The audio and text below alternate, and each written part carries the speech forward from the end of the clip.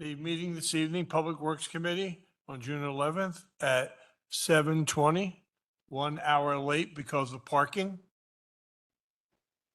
Joining me is Sheila Vaquero, and Mr. Brian Travis is absent. Any comments, suggestions, and petitions from residents regarding items not on the agenda?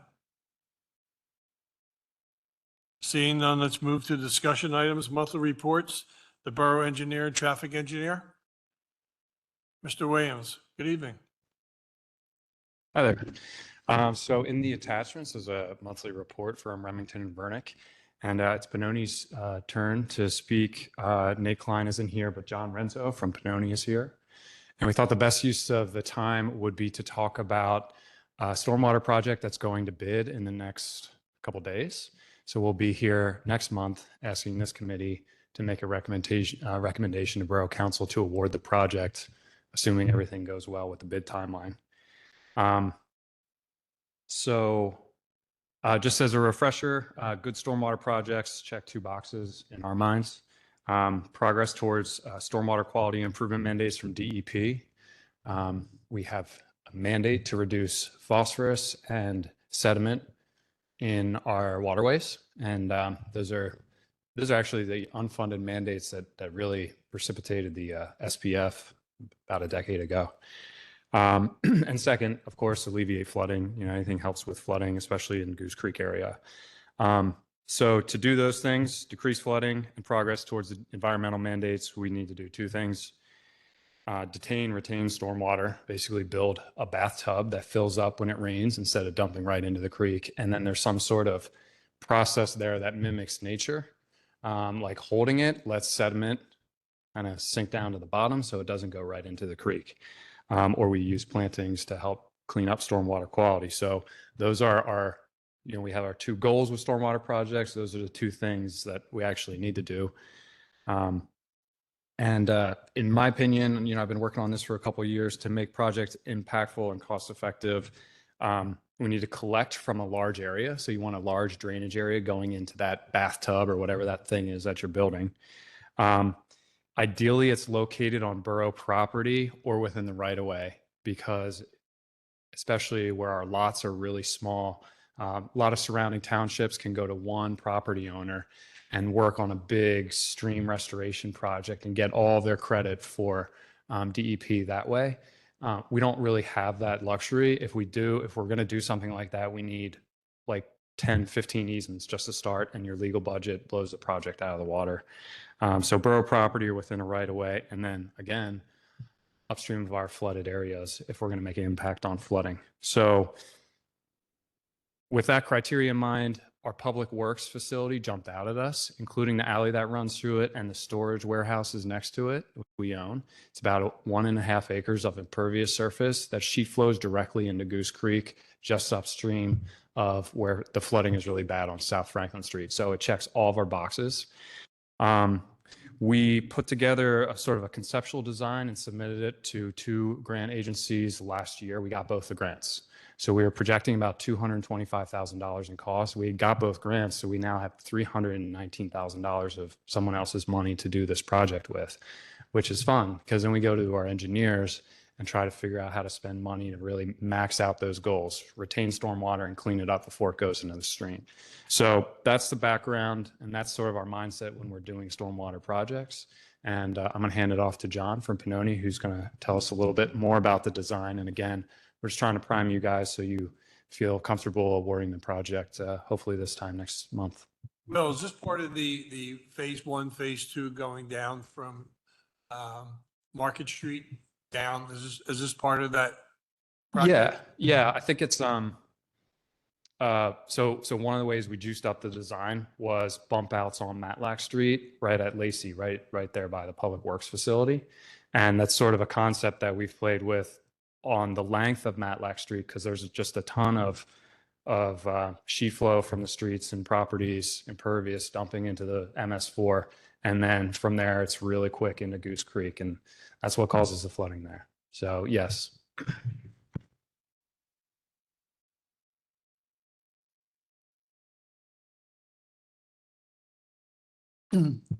John Renzo from Finoni. Will, thanks for teeing that up pretty well for me. To piggyback on what Will said, and there's the aerial that we have here. The idea of the project was to take this property that was already owned by the borough, which is a rarity in a municipality like this to have this already owned, municipal-owned property that sits adjacent to a water course that we were trying to do some water quality management on. So we jumped at the opportunity to work with the borough on this project. And it's a little bit difficult to see here, but we did overlay the work that we are proposing with the aerial of the actual property. The big takeaway here is that we are not doing any kind of large-scale development or change to the actual public works facility. What we are doing is working with the existing, albeit limited, green space that's there on the property already to manage that stormwater flow and improve water quality before it gets into Goose Creek. So what actually is proposed there is, if you see the parking lot that's to the right-hand side of the Public Works building, there's a bioswale that is going to be running along the length of that property, along the length of that parking lot, which will intercept any water running from west to east before it enters Goose Creek. On the south end of the site there's a green island with a sidewalk on it. And to the right of that, there's also a little green space where we are proposing 2 stormwater quality rain gardens to also treat additional flow coming through the parking lot. As Will stated, that he was able to take the lead on additional grant application, which bumped the funding for the project. That allowed us to expand the scope of the project and look at drainage area, not just on the borough-owned property, but also coming down Matlack Street. And that's going to get additional PRP credit for the borough, much needed credit for the borough. And to manage that stormwater flow, we are proposing 2 water quality stormwater bump outs right there at the intersection of Lacey and Matlack. You get the stormwater water quality benefit as well as the pedestrian benefit from having those bump outs there, the shortened crosswalk, the beautification of the intersection.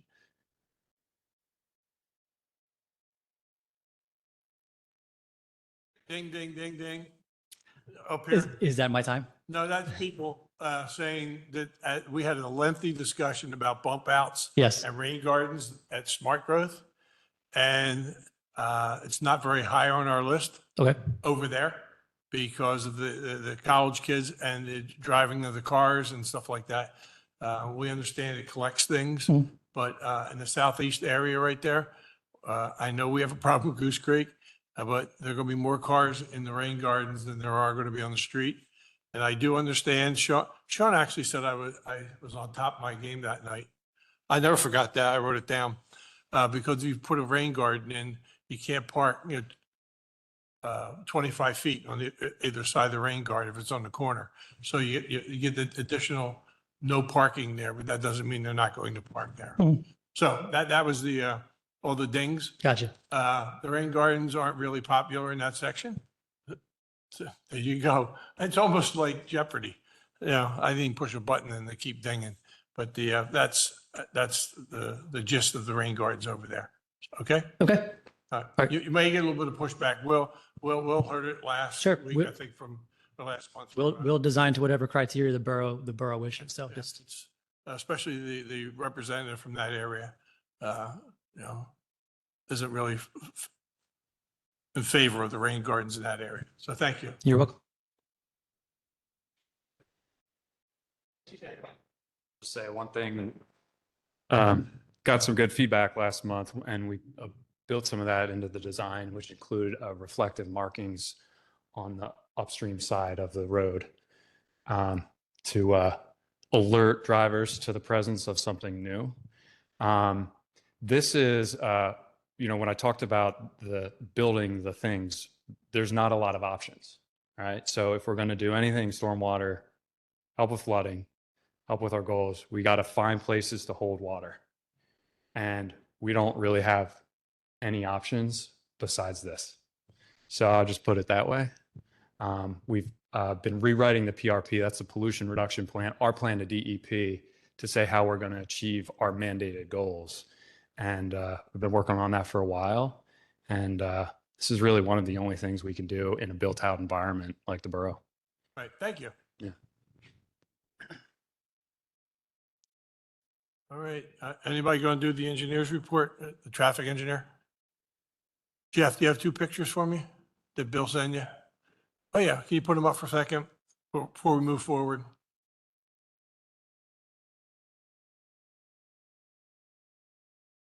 What we're going to see is the corner of East Minor and South High Street.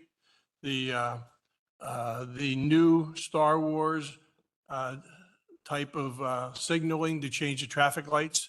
This one here is on the left-hand side of the traffic light where the typical push button is. The person, the handicapped person can actually be right on the ramp and push the button if we put it on the traffic pole. There's a standalone pole right there, which is going to get knocked down pretty soon. With people turning the corner or not taking the thing wide enough. Jeff, want to go to the next one? There you see on the left, you see the same kind of Star Wars pole. Looks like a SEPTA pole. And then on the right, you see the same thing. That corner is the same corner, just opposite side. The street light pole is right next to that. Why we put in those type of designs doesn't make any sense to me because we're just causing a blockage of the sidewalk. Jeff, the last one. There you go. There's a better picture of it. Like, okay. It's going to be a slalom race for wheelchairs getting through there. That's in front of the cupcake place. Now, to the right of that is the pole, the lamp pole where you had the little button. To the left is the meter box where you have a pole, you had a little button. Why we spend all that kind of money in design, can't tell you. It just clogged up the whole corner and nowhere in the borough does that exist anywhere in the borough. But the workmanship that was done by Premier is top shelf. The workers did an excellent job doing the job. The curbs are beautiful. The sidewalks are nice. The brick is nice. Just not big favor of having stainless steel poles blocking the sidewalk where people actually can't, get up and down the sidewalk. That's my 2 cents on the Star Wars poles or the SEPTA. It looks like a SEPTA train stop actually right there. So, thank you. Darrell, I know this is your corner. Darrell Cook, South Walnut Street. Will the crossing time be reduced due to the fact you're only crossing 3 lanes now versus 5? I have no idea, Darrell. I'm trying to get rid of the damn stainless steel poles that are sitting there. They're going to go bye-bye pretty soon. I talked to Mr. Edwards. 18-wheeler is going to come around that corner and they're going to wipe out that entire corner. And then we'll have to probably put them on the street lights like they were. And it's easy to do. Just pick up some bricks and run the wire 10 feet over to the pole. It's all doable, but that's watered down. To your point, Mr. Williams, about the rain gardens, I never saw the illustration of, I didn't see it, of what East Minor and South High Street would look like that. We did talk about the bricks because the mayor was big on that. We talked about the granite curbs, the directional poles. It'd have been really nice for council to have seen that because I think we would have shot that down pretty fast. Just because the way it sits out there and no other corner in the borough looks like that. So, thank you. Do you have any comments? You're a design lady. I'm going to go back to the rain gardens. Hold on. No, here, if we're going to be, I'm going to go back to the rain gardens. And I am not, if that side of the borough does not want rain gardens, I know where you can put them. It's not especially helpful, but we need to slow down traffic and we have nobody parking there. And Price Street is desperate for some traffic control. Have some cars fall into rain gardens. I would love it. They fall off that road all the time and hit the cars that are parked there. Please, if we need to create garden space in our borough and it's nowhere near as helpful. I know that. But if we just need to create green space in the borough, Price Street could definitely house some rain gardens. Yeah, Potter Alley and West Minor Street could use one in front of an 85-foot tree to make it live longer. So a nice rain garden would work there because the Cisco truck is now in the middle of my lawn. So with the rain garden there, it would stop the Cisco trucks from driving, on my house. So, and there's going to be a gigantic apartment building. So there's going to be 10 times the amount of trucks going down Potter Alley, trying to turn right on West Minor Street. There's probably going to be one on Price too. Oh, okay. You always seem to get what you Are need. you on it? Mr. Edwards, you're up. Public Works.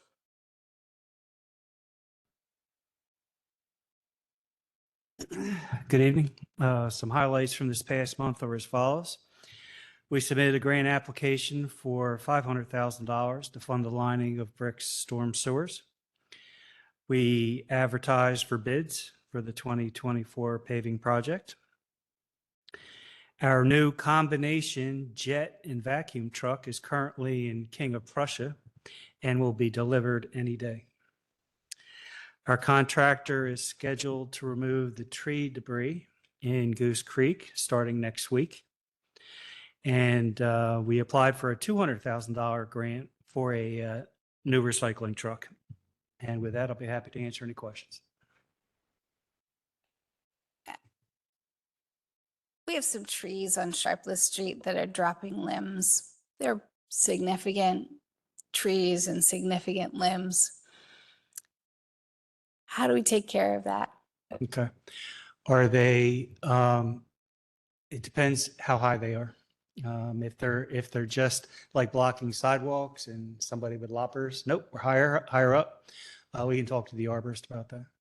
Okay, so Sharpless, any particular side of Sharpless Street or both? Do you know where my house is? Where you're- Okay, yeah. All right, we have one other thing under Public Works, which is a rather unique request. Mr. Edwards and I and Mr. Anderson have received Yeah. a unique request from State Senator Carolyn Comita. And the senator is really concerned about the amount of fireflies or lightning bugs in in Everhart Park. Because the bright lights along Bradford Avenue and the one light on Barnard entrance is so bright that the lightning bugs cannot multiply. And that falls under the new initiative that she has called Dark Skies. It just so happens it's directly across the street from her house. So at the request of the senator, Mr. Edwards today adjusted the lights, just three lights in front of the Hemlock Alley, in front of Barnard, and one in the park where the meadow is, to make it darker so that the lightning bugs can start remultiplying. So we're going to look and see if we're not going to watch, but what we're going to do is we're going to look to see how bright it is after he lowered it 30% to make sure that the darkness is actually in that quadrant of the park. And this is falling under initiative that the senator is doing out in Harrisburg, and it's called Dark Skies. So because of the light pollution that we actually have in the borough because of the new LED lights. So I want to pass that along and thank Carolyn Comita for bringing it to our attention. Thank you. All right. Wastewater, Mr. Sean Mitchell.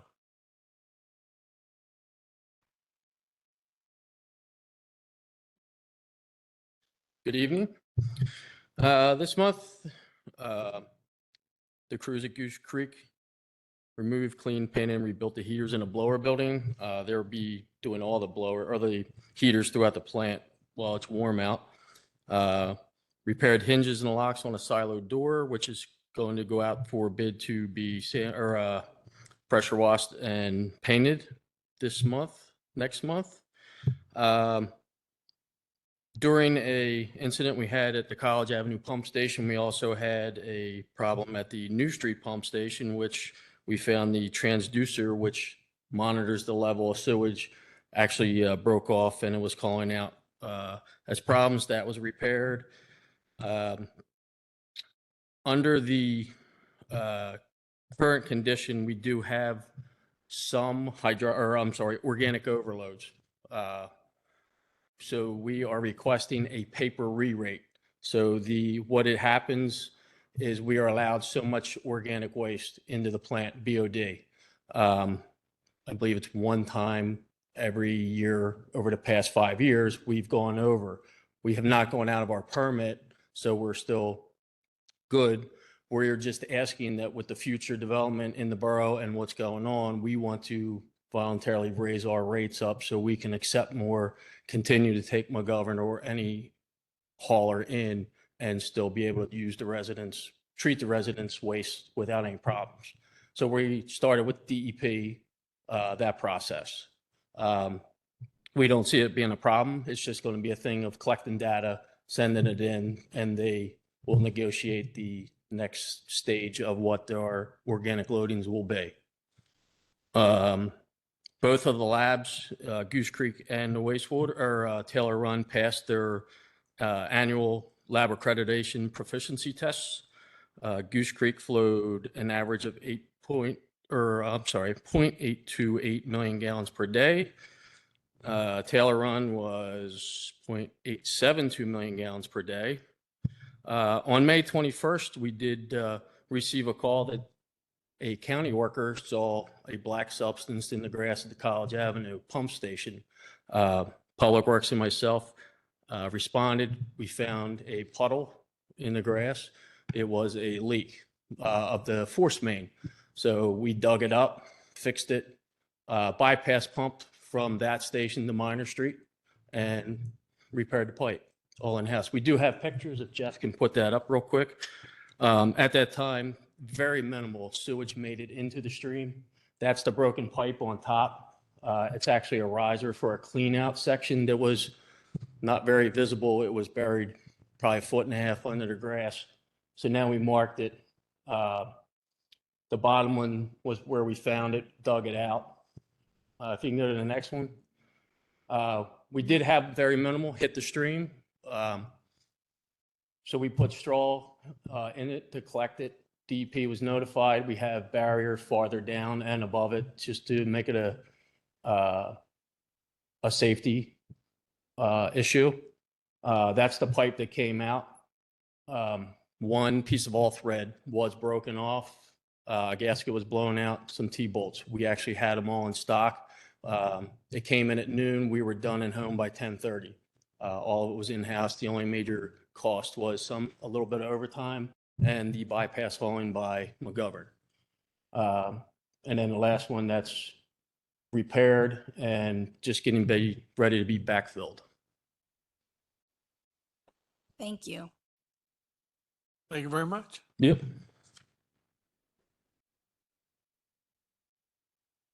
Mr. Turk's Parks and Recreation. How you doing, folks? Keith Karowski, Director of Parks and Rec. As you can see from the report, I wouldn't call it a slow month for Parks and Rec, but it was all building to something that happened in June, which I'll be back here and talk to you guys about in July, about the event that happened in early June. But I did want to touch on an event that took place here in the borough, which was the Clydesdale Parade. Not a borough event, but well done by the Westchester bid, or excuse me, the downtown Westchester now. I have a breakdown of the cost that it was to the borough for that event to take place. I think it was well worthwhile. Compliments to that, their department and the job they did on the event and the support given by the police department. I also want to talk to you about the PROS plan, the Parks, Recreation, Open Space Plan. We had a meeting at the end of May with the consultants and all the friends groups that were invited to come hang out. It was a very informative meeting. I was not in that meeting. I was asked to stand aside to let the consultants and the friends groups speak freely. And then immediately following that meeting, we had a meeting with the steering committee. And again, we talked about their findings from that meeting. I haven't gotten the results yet back from the consultants, but as soon as I do, I'll share that with this committee along with all borough council. We still are on track to hopefully have the plan done and in place by September, October, might be pushing, might be more like October, November, but that'll be placed before this committee and also council to show the findings that they've come about. We are working with the county. They're the ones that supplied the grant of $38,000 that's paying for half of the plan. So one of the key aspects of the plan moving forward, and the steering committee is fully aware of this, is the pedestrian traffic to and from parks. How can we make our parks more user-friendly, non-vehicular? And that's something we're going to be focusing on the next several meetings of how we can do that. Now, there was a plan, I think it was in 2013, that the county put out. It was I think it was Bike Chester County. And if you remember correctly, either living here or being on council or being involved with the borough, there were some street lines painted and some things, but they really haven't been used in the way they should be. And it's just difficult. I mean, what are we going to do? Rip out sidewalks to put in bike lanes? So it is a challenge that the group is facing, but all the members of the steering committee are eager to move forward. I'm learning more and more every day working with our consultants. They're a great bunch of people from JMT and Tool Recreation. And I just hope that when we present the findings to the committee and council, that we look at it in detail and say like, hey, this is kind of our plan for the next decade or so when we'll hopefully be doing this all over again. I did want to touch on, if there wasn't any questions about last month, just wanted to remind you guys about a couple events that are up and coming in our parks and in the downtown. As you're well aware, we've been tasked with trying to quote unquote fill the voids on Gay Street. So that's you. So one of the events is in a park. Our first concert of our concert series is at Everhart Park next Thursday. Unfortunately, it's the same night as Marshall Square Park, but we're going to promote both. So hopefully people will go to both events and come away happy. Then on, this is the one I'm a golfer. I like golf of all kinds. So on Sunday, June 30th from 11 to 3, we're bringing 18 holes of miniature golf to Gay Street. That's going to be a really good time because when's the last time you could say you mini golfed on Gay Street? Never happened. And then I'm still working on it, but we're going to have a virtual golf event with a virtual golf aspect. Like you would go to a country club or something with their virtual golf machine. Still working out the details because it's not exactly cheap. But we're going to coincide that with the Open Championships over in Royal Troon in Scotland. So the idea is you're going to be able to play a par 3 hole at Royal Troon virtually, the same hole that they're playing over in Scotland, and test your mettle against what the pros are doing over there, except for we're doing it virtually. And a portion ought to be going to a portion of the proceeds will be going to charity. I'm working with Golf Galaxy out of Devon, hopefully the Westchester Country Club and Kildare's Irish Pub up here in Westchester. So just a couple things to keep on your radar. Golf is well liked in this area. I happen to like golf. And there are other events that are coming along too. Those are just the first two that came into my mind. So happy to answer any questions you may have. Yeah, I've been sending pictures to John O'Brien concerning the dead spots on Gay Street. Nicole Simone had some reservations about putting 10 by 10 tents in certain areas, which, you know, she's allowed to have reservations, but if you put them on the opposite side of the street, stagger them, you're filling a completely empty spot from Avalon all the way down to Country Bagel, because there's nothing there. Zero's there. And to get more reasons for people to walk down to Tish Kids and Tish Clothing, Oh yeah. other than, you know, just wanting to go down there. That's why I was trying to put pop-up things there. And then up the other end by Griffith, there's a big vacant spot right there. And so that's why I keep, you know, trying to push to have a 10 by 10 tents. And we've talked about that. I actually had a conversation last week with Connor Hepp with the Chester County History Center and started getting his brain thinking about maybe bringing some art installations, some history installations over that they have that maybe are not in use currently that, you know, are past or something they're going to do in the future to fill some of those voids, make it educational as also just informational. The one thing we're working with currently, I've had a lot of outreach from the businesses in town that are saying like, we want to do this, we want to do that. And we're kind of following the special event application, the paper form. We're not going by all the same guidelines because you're not going to need police to have a booth set up. But I also don't want XYZ and ABC, two neighboring businesses, thinking they both have the same spot at the same time. So that's all being run through our department. I'm working with John. I'm working with the businesses in town. And again, this is the first year we're really diving into it. So it may not be full bore, but at least we're getting a good idea of what we can do in the future, especially with the new gates and everything else coming online in the near future. We'll be better off. Yeah, and also the cost of the Budweisers that came in, I don't know what it came out to be, but the police projection was there was 15,000 people lining the streets, which is half of what it was last time. Yeah, it was bigger last time. Yeah, it was 30,000 people last time. I know it was not a borough event, but it was a borough event. And I would like to ask my counterparts on Borough Council, if the borough would absorb 50% of whatever the cost was for the police protection that the downtown foundation had to put up, to get it done. So it's a thought and a request. Yeah, no arguments from me. Just give you an idea. The total cost was $6,700.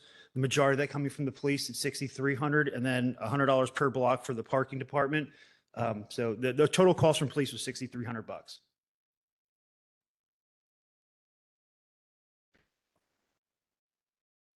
I've been in a couple of meetings, and it came up at parking committee, basically, again, the way we are charging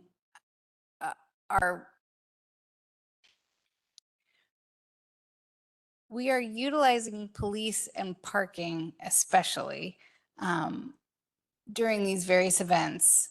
And we're treating this as if it is a profit-making opportunity, when in reality, that is not what is happening here. So we really need to take a look at how we are charging for these events.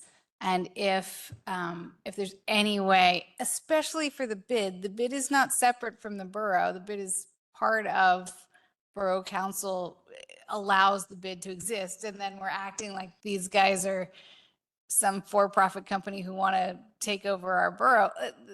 There's some very bizarre stuff going on here that I think the Clydesdales coming was huge. The businesses loved it, brought tons of people in. It made our borough better. What are we doing as a council? What are we doing as a borough government to provide these kinds of services in a way that we can afford? I know that the police are very expensive, so this is not an easy ask. I'm just saying we need to take a look at this again. Sure. Well, I mean, the original, and we're still using the original formula that was created back in 2016. That was originated by the then finance director and the then borough manager with the numbers and figures they came up with. We're still using those. So to revisit those is an absolute option to look at what we can do. And then again, when you're talking about the chamber or the bid events that are taking place in town, that's obviously a committee and council decision. I'm just using the numbers that we have. I am not saying you're doing anything wrong. I'm asking you to do just something more. Gotcha. I understand. That's why, I mean, the Clydesdales are like, I guess it was 5 years ago we saw them. 5 years, yep. 5 years ago we saw them. That is a gigantic draw. Huge. All the restaurants were full. All the shops were full afterwards. We had several hundred people out here. Yeah,